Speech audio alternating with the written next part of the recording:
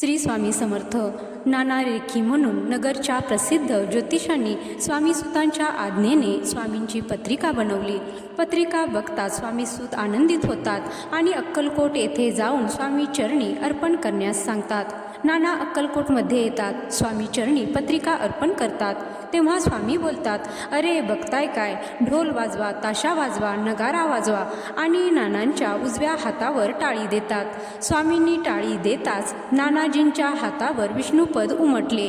हे आत्मलिंग नानाजींच्या शेवटच्या क्षणापर्यंत त्यांच्या हातावर होते.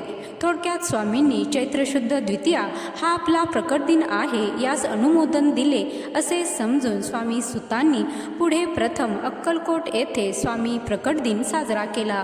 त्या दिवशी स्वामी सुतांनी डोक्यावर भगर खजुराची टोपली घेऊन फराळ अतिशय आनंदाने घरोघरी वाटले.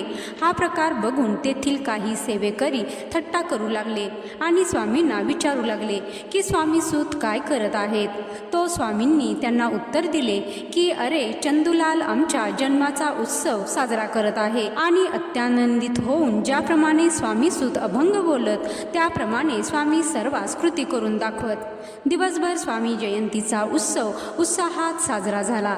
स्वामी सुतांनी त्यांच्या भजनाने सर्वांना मंत्रमुग्ध केले होते. तर मंडळी, या कथेचा बोध हाच आहे की हे परमपित्या, तूच राम होतास, तूच कृष्ण आणि आम्हा बालकांसाठी पुन्हा सगुण रूप धारण केलेस.